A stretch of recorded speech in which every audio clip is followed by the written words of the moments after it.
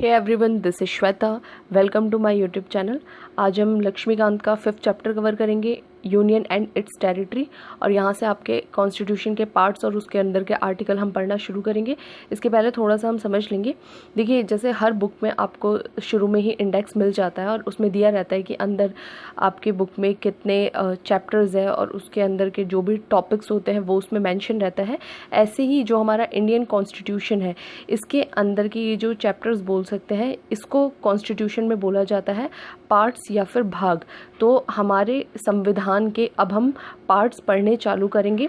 Total constitution जो original constitution में total आपके 22 पार्ट्स थे और अभी जो है इसके पार्ट्स अमेंड करके कितने कर दिए गए, 25। यहाँ पर आपको एक चीज़ और ध्यान रखना है कि 22 के बाद 23, 24, 25 ऐसे पार्ट नहीं बने, बल्कि जो भी हमने अमेंडमेंट किए हैं पहले से ही जो पार्ट था उसमें ABC करके हमने जोड़ा है। फॉर एग्ज़ाम्पल, अगर 4th पार्ट था कॉन्स्टिट्यूशन का, तो हमने अमेंड करके हमें कोई जो नई चीज़ जोड़नी थी वो हमने जोड़ दी है पार्ट 4A के रूप में।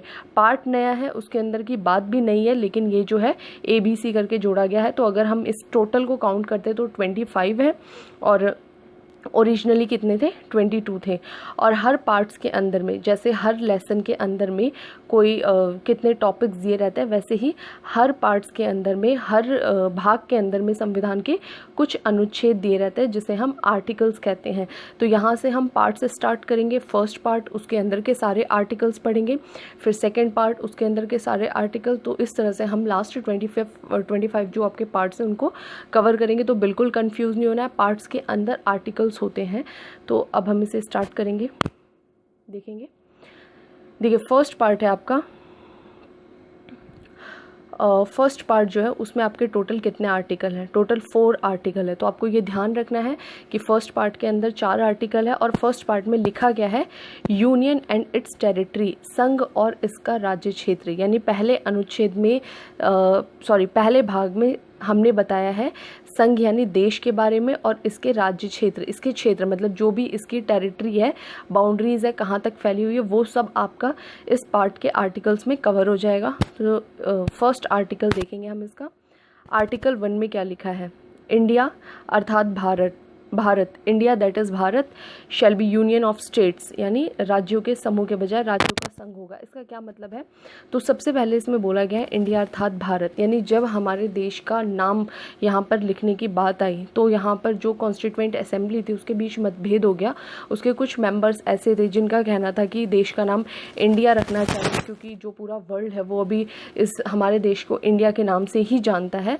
और कुछ लोग ऐसा कह रहे थे कि नहीं, भारत जो है ये हमारी एक सांस्कृतिक परंपरा से रखा हुआ नाम है, तो हमें भारत ही अपनाना चाहिए। तो इस विवाद को ज़्यादा आगे ना बढ़ाते हुए हमने दोनों ही नाम एक्सेप्ट कर लिए। तो फर्स्ट आर्टिकल में आपका दोनों ही नाम का जिक्र किया गया है। इंडिया अर्थात भारत कैसा देश है, तो राज्यों के समूह के बजाय राज्यों का संघ होगा। संघ का क्या मतलब है, फेडरेशन ऑफ स्टेट। तो यहाँ पर आपको ध्यान रखना है, इसने बोला है कि राज्यों का संघ मतलब है, देखिए 3 टाइप के देश होते हैं।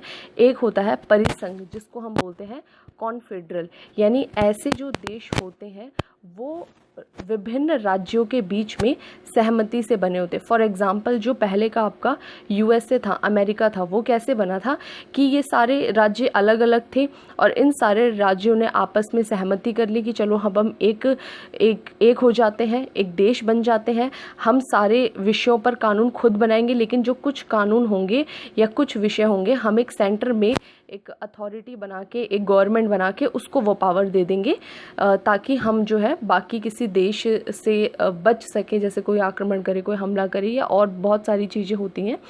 तो इस टाइप की जो कंट्री होती है उसको बोलते हैं हम परिसंघ या फिर कॉन्फेडरल, ठीक है।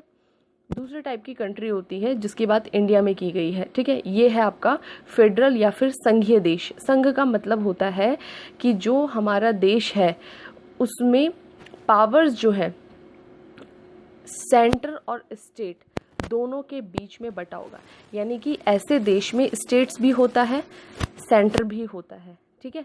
स्टेट्स को भी पावर होंगी, सेंटर को भी पावर होंगी, लेकिन यहाँ पर किसी भी स्टेट को अलग होने की सेंटर से अनुमति नहीं है, क्योंकि ऐसा देश जो है वो स्टेट्स के बीच में समझौते से नहीं बना है। बहुत बड़ी चीज़ है, ये ध्यान रखना है। इसके पहले जो हमने पढ़ा था कॉन्फेडरल, चूँकि वो राज्यों के बीच में एग्रीमेंट से बन रहा है, इसलिए कभी भी कोई भी स्टेट उसमें अलग होने की बात कह सकता है, जो पहले अमेरिका था।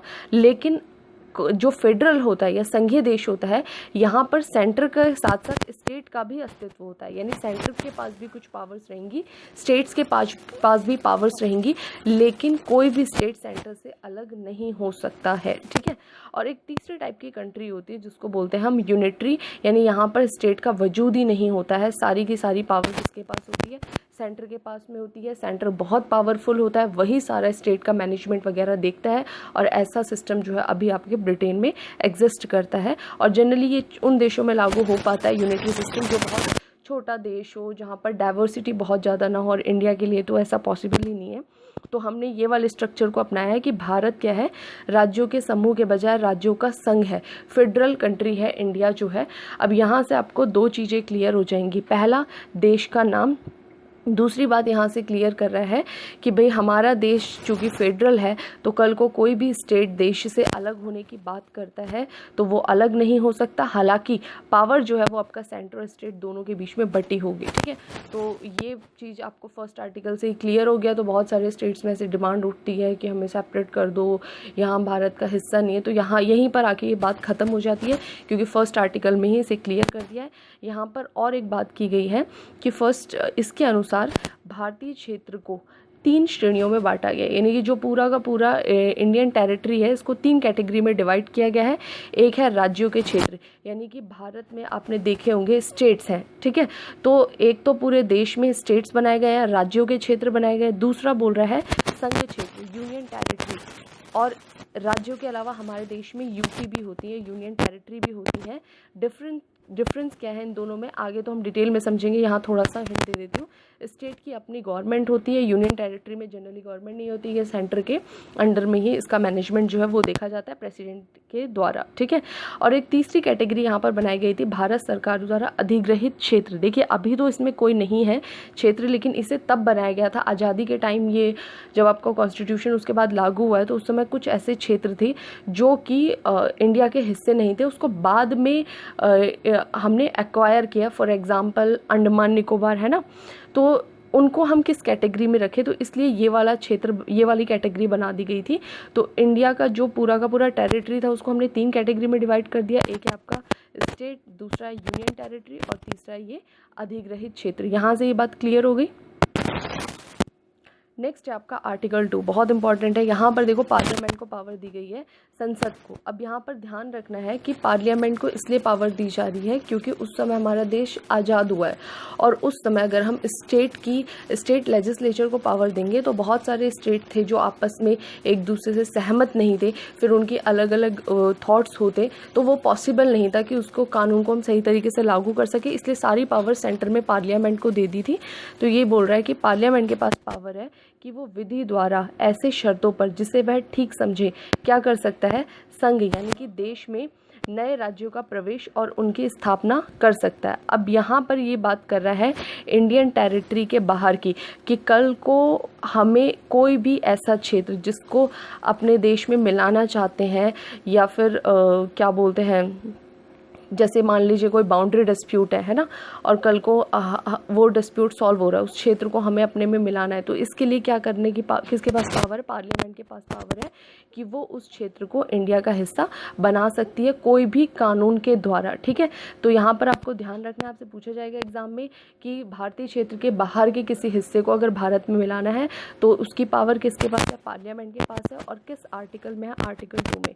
नेक्स्ट है आपका आर्टिकल 3, ठीक है। यहाँ पर भी पार्लियामेंट को ही पावर दी गई है, लिखा नहीं है मैंने यहाँ पर, लेकिन ध्यान रखना है आपको कि यहाँ पर भी पार्लियामेंट के पास ही पावर है कि संसद जो है वो भारत संघ, यहाँ पर अब बात करेगा बाउंड्री के अंदर की, कि भारत संघ के नए राज्यों के निर्माण और वर्तमान राज्यों में परिवर्तन करके राज्यों का पुनर्सीमन कर सकता है। यानी यहाँ पे स्टेट रीऑर्गेनाइजेशन की बात की गई है कि पार्लियामेंट के पास आर्टिकल 3 के अंडर में पावर है कि हमारे देश के अंदर जितने भी स्टेट्स हैं या यूटी है, किसी का भी बाउंड्री चेंज कर सकता है, यानी किसी भी स्टेट की बाउंड्री बढ़ा सकता है, घटा सकता है, पूरी की पूरी बाउंड्री शिफ्ट कर सकता है, स्टेट का नाम चेंज कर सकता है, स्टेट को तोड़ के 2 स्टेट बना सकता है, उसमें से यूनियन टेरिटरी निकाल सकता है, या सेम चीज़ यूनियन टेरिटरी के साथ भी कर सकता है। तो आपको ध्यान रखना है कि अगर बात की गई है बाउंड्री के बाहर के एरिया की तो कौन सा आर्टिकल है, आर्टिकल 2। बात की गई है बाउंड्री के अंदर के स्टेट यूटी में चेंजेस की तो कौन सा आर्टिकल है, आर्टिकल 3। और दोनों में पावर किसके पास है, पार्लियामेंट के पास में है।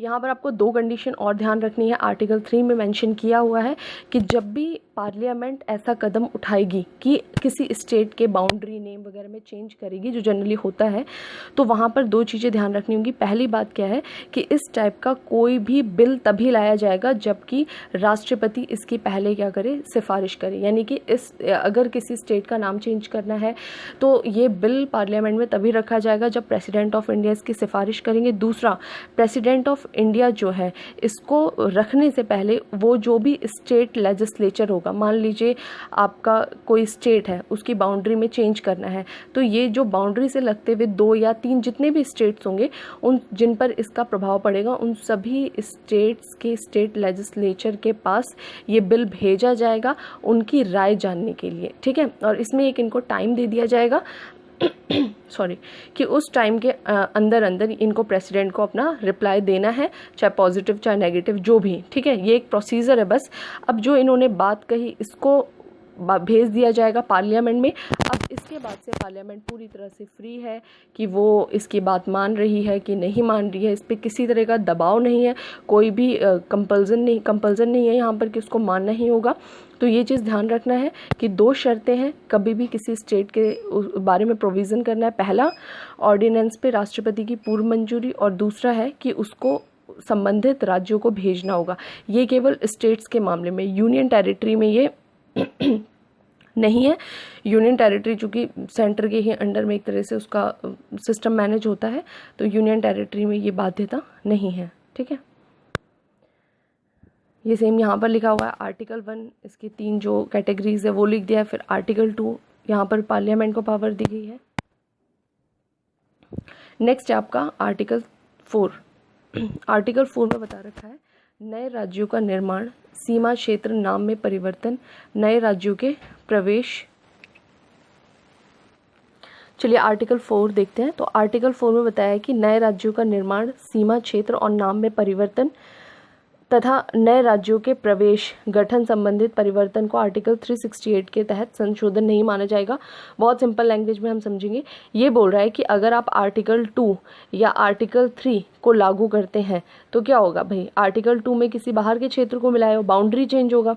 आर्टिकल 3 में अंदर में कुछ चेंजेस किया है, फिर भी चेंज होगा। तो ये बोल रहा है कि आर्टिकल 2 और 3 को लागू करने पर जो भी हमारे स्टेट्स या फिर इंडिया की जो टेरिटरी है उसमें चेंजेस हो रहे हैं, उसके लिए आपको 368 के तहत संशोधन करने की आवश्यकता नहीं है, ठीक है। यानी कि आप जो पार्लियामेंट है वो नॉर्मल कानून बना के आर्टिकल 2 और 3 को लागू कर सकता है। आर्टिकल 368 हम आगे पढ़ेंगे डिटेल में। इसमें बता रखा है कि संविधान में कुछ बदलाव करने है, तो इस तरह से आप बदलाव कर सकते हैं। ये प्रोसीजर है। तो बोल रहे हैं ये प्रोसीजर आपको अपनाने की ज़रूरत नहीं है। 2 और 3 के लिए नॉर्मल कानून के द्वारा इसको पार्लियामेंट लागू कर सकती है। बहुत इंपॉर्टेंट है, इसको आप याद रखेंगे। यहाँ पर लिख भी दिया है इसने कि सामान्य बहुमत और साधारण विधायी प्रक्रिया के जरिए किया जा सकता है। नॉर्मल जो भी उनका लेजिस्लेटिव प्रोसीजर होता है उससे इसे कर सकते हैं, ठीक है। यहाँ पर एक और इम्पॉर्टेंट केस है बेरूवाड़ी मामला, ये हम थोड़ा सा देखेंगे। देखिए बेरूवाड़ी जो है वेस्ट बंगाल के पास का एक रीजन था। वहाँ पर पाकिस्तान और भारत की दावेदारी को लेकर कुछ विवाद था।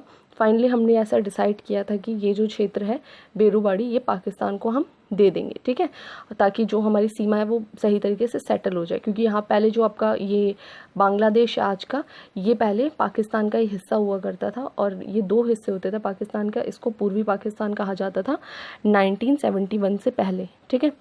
तो ये बेरूवाड़ी यहाँ का जो क्षेत्र था, हमने डिसाइड किया कि हम इसे दे देंगे। तो फिर गवर्नमेंट के सामने ये बात आई कि हम इसे कौन से आर्टिकल का यूज़ करके दें, क्या हमें आर्टिकल 2 जो पावर दे रहा है कि हम बाहर के क्षेत्र को अंदर मिला सकते हैं, तो वो हमें ये भी पावर देता है कि हम अंदर के क्षेत्र को, देश के क्षेत्र को किसी को दे भी सकते हैं। ये मामला जाता है सुप्रीम कोर्ट में। तो 1959 के बेरुवाड़ी मामले में राष्ट्रपति के संदर्भ में सुप्रीम कोर्ट के समक्ष प्रश्न आया।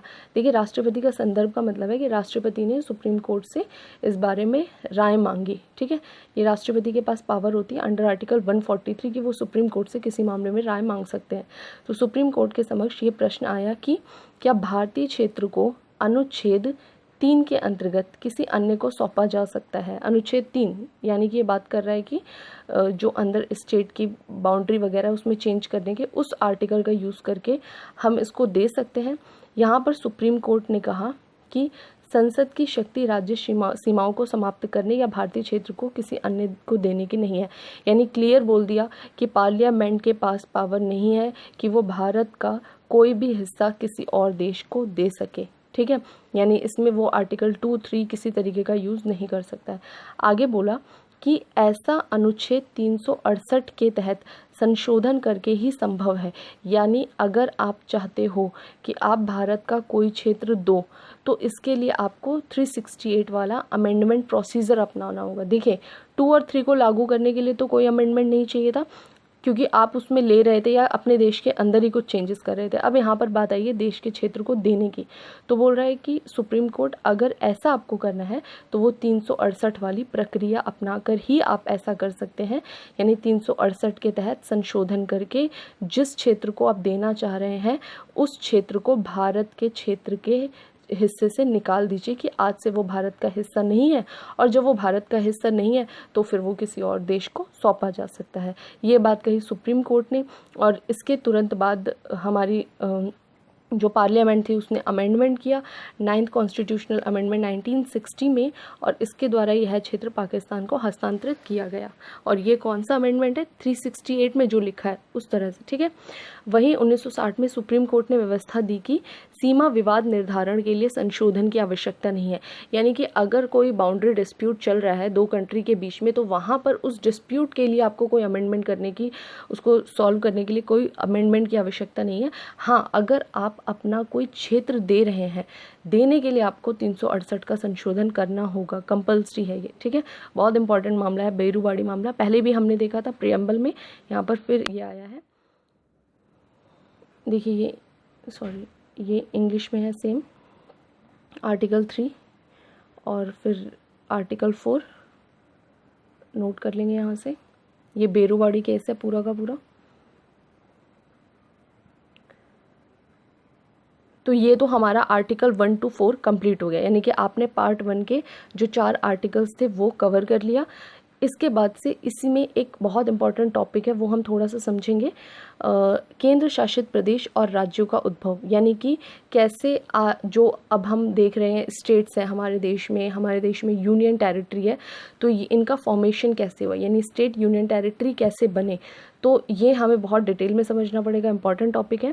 देखिए, जिस समय हमारा देश आज़ाद हुआ था उस समय देश में लगभग 552 देसी रियासतें थीं, यानी बहुत सारे प्रिंसली स्टेट्स थे। हुआ क्या था, जो हमारा देश है उसके लगभग आप मानिए 2/3 क्षेत्र पर, तो 2/3 पार्ट पर ब्रिटिश का जो था वो अधिकार था, लेकिन 1/3 क्षेत्र ऐसे थे जहाँ पर ब्रिटिश नहीं बल्कि जो रजवाड़े वो राज करते थे, जैसे छोटी छोटी रियासतें होती थी। ठीक है, तो जब देश को आज़ादी मिली तो इन सभी रजवाड़ों को भी आज़ादी मिल गई और इनको पूरा फ्रीडम दिया गया कि आप चाहो तो पाकिस्तान वाले क्षेत्र से मिल सकते हो, यानी पाकिस्तान का हिस्सा बन सकते हो, आप चाहो तो इंडिया का हिस्सा बन सकते हो, और आप चाहो तो इंडिपेंडेंट भी रह सकते हो। तो यहाँ पर प्रॉब्लम थी कि इन क्षेत्रों को कैसे हमें अपने में मिलाना है, क्योंकि मतलब लोकेशन तो इनकी इंडिया के अंदर ही थी। तो जब आज़ादी मिली तो लगभग 552 देसी रियासतें ऐसी थी जो हमारी बाउंड्री के अंदर में आ रही थी, और इन सभी से सरदार वल्लभ भाई पटेल ने बहुत अच्छी स्ट्रेटेजी अपना के बात की, और फाइनली इनमें से 549 ऐसे रियासतें थी जो कि भारत में मिल गई, यानी उन्होंने भारत का हिस्सा बनना स्वीकार कर लिया। लेकिन 3 ऐसी रियासतें थी, एक है आपकी हैदराबाद, दूसरा आपका जूनागढ़, हैदराबाद इधर पड़ेगा आपका, ठीक है, जूनागढ़ यहाँ पड़ेगा, ठीक है, गुजरात के पास, और तीसरा है आपका कश्मीर, जो आज भी मुद्दा बना हुआ है। तो ये जो 3 रियासतें थीं, इन्होंने इंडिपेंडेंट रहने का निर्णय लिया, यानी इन्होंने ना पाकिस्तान से मिले ना भारत से मिले। पाकिस्तान से तो मिल नहीं सकते थे क्योंकि भारत के क्षेत्र में ही थे। तो इन्होंने इंडिपेंडेंट रहने का निर्णय लिया, लेकिन बाद में हमने इन्हें भी मिला लिया। आगे हम इसे डिस्कस करेंगे। यहाँ पर थोड़ा सा हिंट दे दिया है। तो हैदराबाद को हमने कैसे मिला है? पुलिस कार्यवाही के द्वारा, यानी कि हैदराबाद में भारतीय पुलिस ने कुछ एक्टिविटी की थी, उसको बोलते हैं ऑपरेशन पोलो के नाम से भी जाना जाता है, और इस क्षेत्र को मिला लिया। इसी तरह जूनागढ़ जो है, वहाँ पर क्या कराया गया था? जनमत संग्रह कराया गया था, यानी रेफरेंडम हुआ था, वहाँ पर लोगों की राय जानी गई थी और सभी ने स्वीकार किया था कि हम भारत से मिलना चाहते हैं।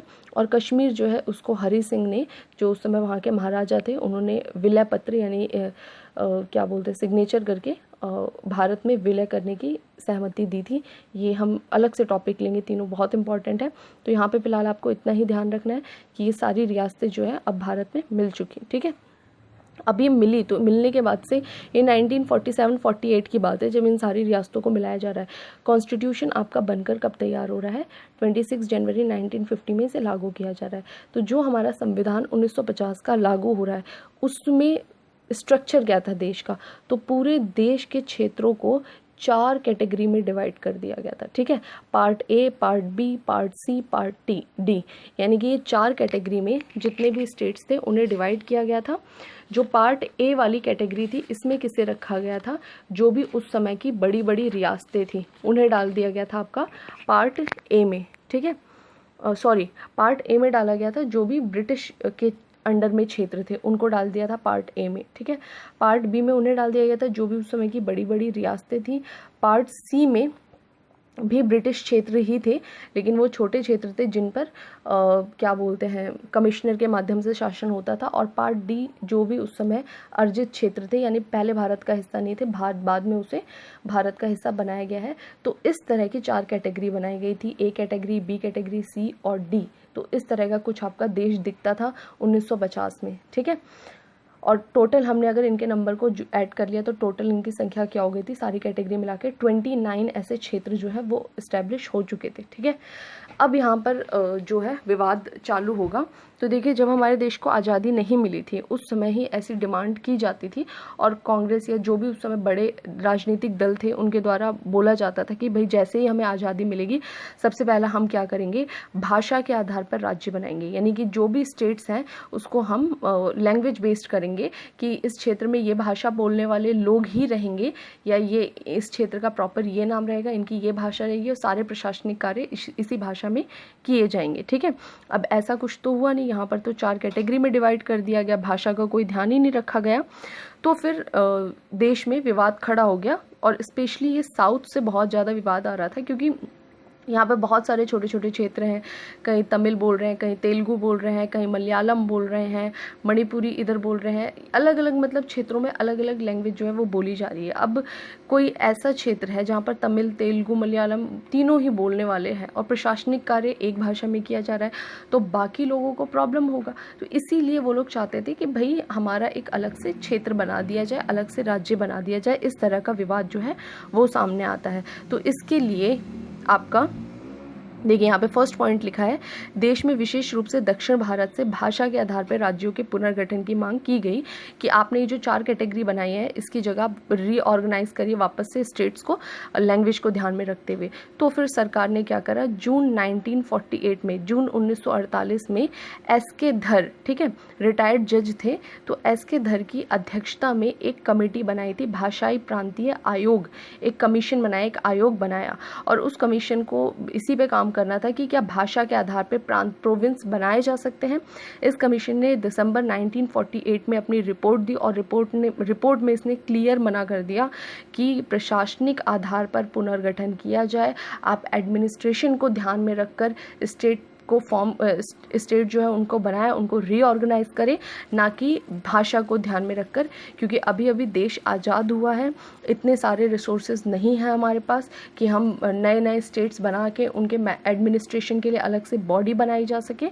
तो फिलहाल के लिए हमें प्रशासन के आधार पर ही, प्रशासनिक सुविधा के आधार पर ही राज्य बनाने चाहिए, ना कि भाषा के आधार पे। यानी कि आपको ध्यान रखना है, एस के धर कमेटी ने साफ साफ मना कर दिया कि भाषा के आधार पे राज्य नहीं बनेगा। जैसे ही इन्होंने दिसंबर 1948 में रिपोर्ट दी और रिपोर्ट में ये बात कही, विवाद और बढ़ गया।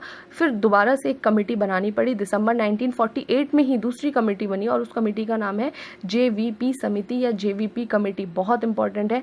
JVP नाम जो है वो इसके 3 मेंबर्स के नाम पर पड़ा। J से इसके एक मेंबर थे जवाहरलाल नेहरू, V से वल्लभ भाई पटेल और P से पट्टाभी सीतारमैया।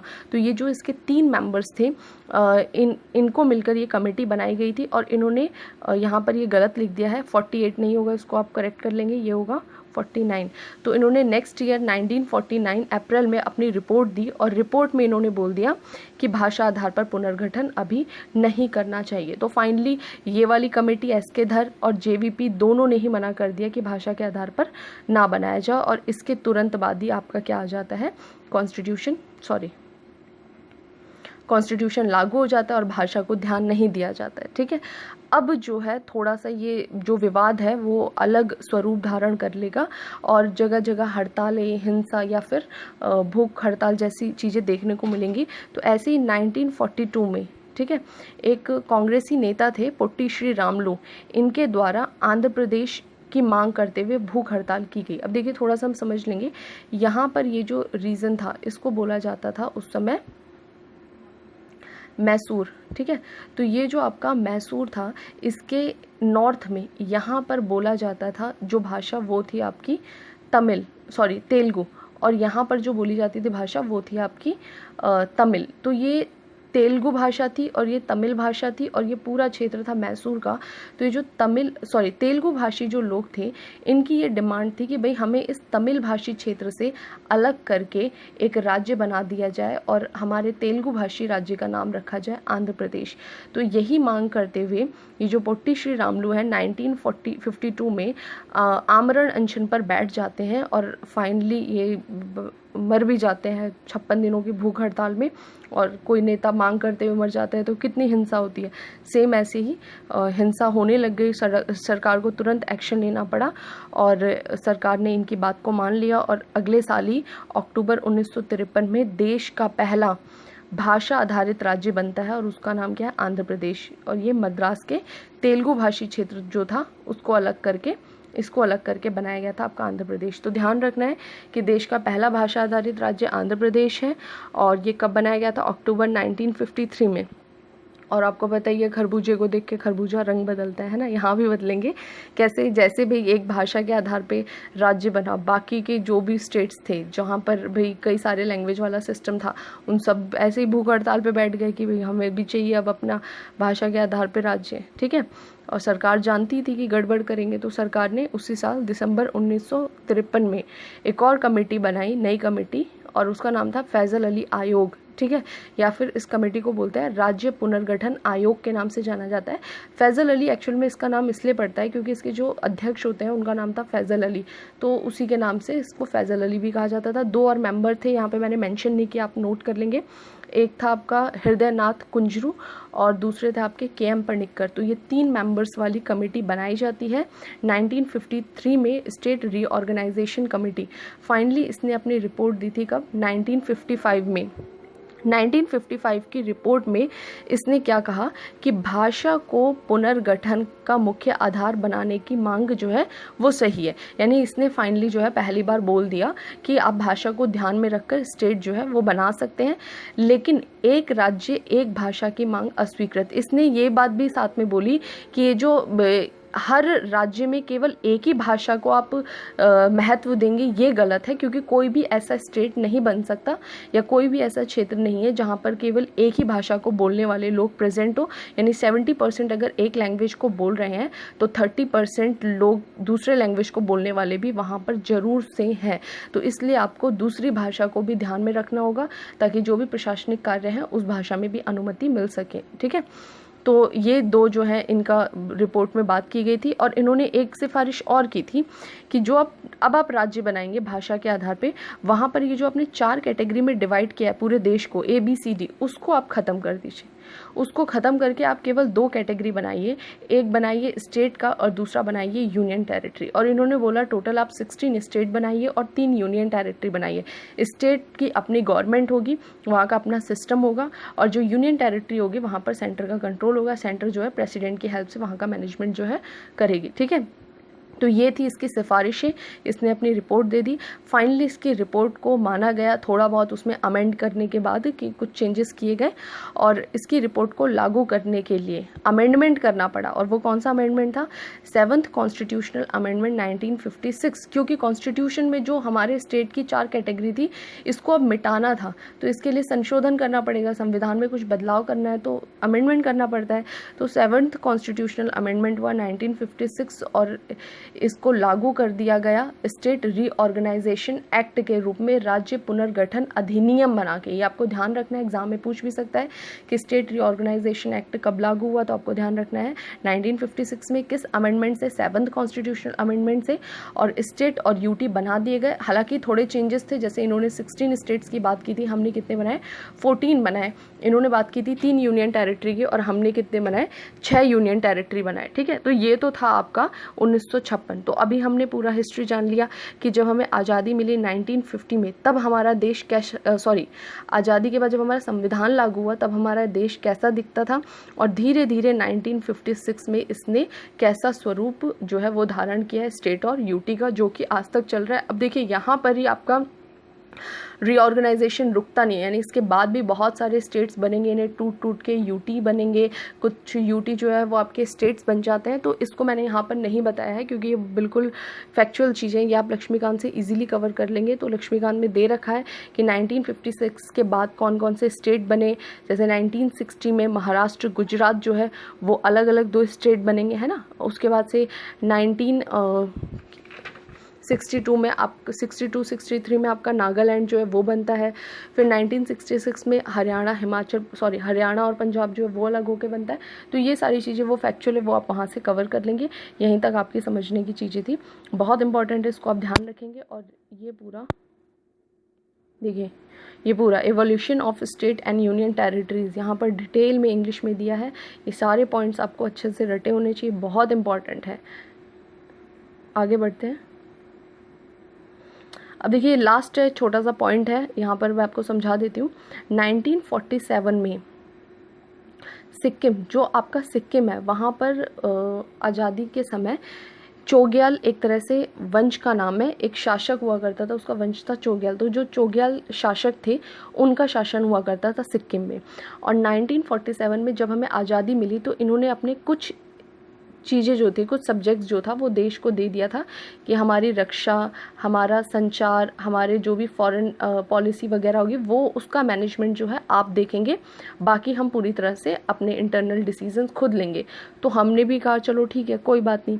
लेकिन आगे चल के 1974 में यहाँ सिक्किम के ही लोग जो थे वो इस चोग्याल शासन से बहुत ज़्यादा खुश नहीं थे। उनको ऐसा लग रहा था कि भाई हमारी जो डेवलपमेंट है वो नहीं हो रही है। अगर हम एक पूरी तरह से डेमोक्रेटिक होते हैं या फिर हमारे यहाँ डेमोक्रेसी अच्छे से चल रही होती तो हम भी इंडिया के बाकी स्टेट की तरह डेवलप कर रहे होते। तो इसीलिए 1974 में यहाँ के लोगों ने अपनी इच्छा जताई कि हम भारत में सम्मिलित होना चाहते हैं। और ऐसी बात जानकर हमने क्या करा, अपने कॉन्स्टिट्यूशन में 35th अमेंडमेंट किया 1974 में।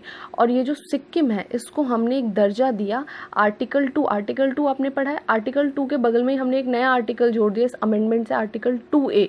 और सिक्किम को हमने एक नया दर्जा दिया संबद्ध राज्य का। देखिए ऐसा हमने कहीं कॉन्स्टिट्यूशन में लिखा ही नहीं था आज तक। हमने स्टेट देखे, यूटी देखी, या फिर जो भी एक्वायर लैंड होंगे वो हमने देखा।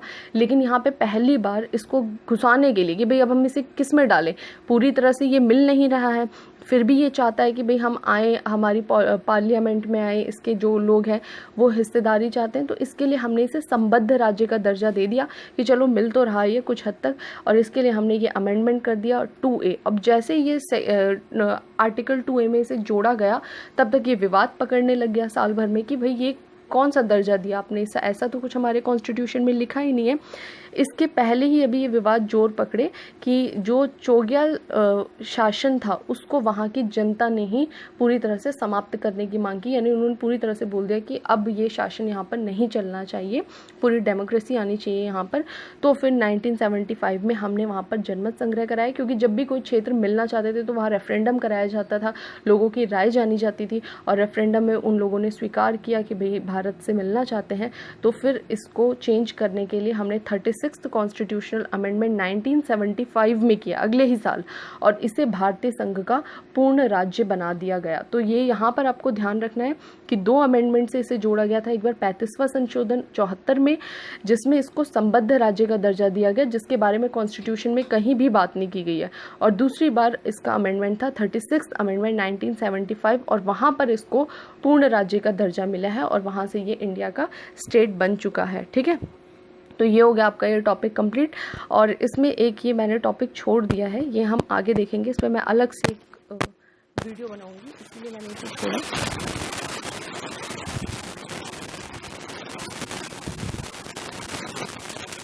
ये आपका है हैदराबाद, जूनागढ़ और कश्मीर। इसमें मैं डिटेल से एक वीडियो बनाऊंगी कि कैसे कैसे आपका इन क्षेत्रों को मिलाया गया, क्या स्ट्रेटेजी इंडिया ने अपनाई थी, और वहाँ पर हम इसे डिस्कस करेंगे। फिलहाल के लिए आप इसे देखेंगे। ये चैप्टर आपका कंप्लीट हो गया है, और आपको वीडियोस अगर पसंद आ रही है तो प्लीज़ लाइक, शेयर, सब्सक्राइब जरूर करिएगा, और इसके साथ साथ में नोट भी बनाते रहिएगा। और वीडियोस का फ़ायदा आपको तभी मिलेगा जब आप ये सीरीज़ शुरू से फॉलो करेंगे, चैप्टर 1 से देखेंगे, तब आपको जाके ये कहीं फ़ायदा दे पाएगा। और पसंद आ रहा है तो प्लीज़ लाइक करके जाइएगा। Thank you.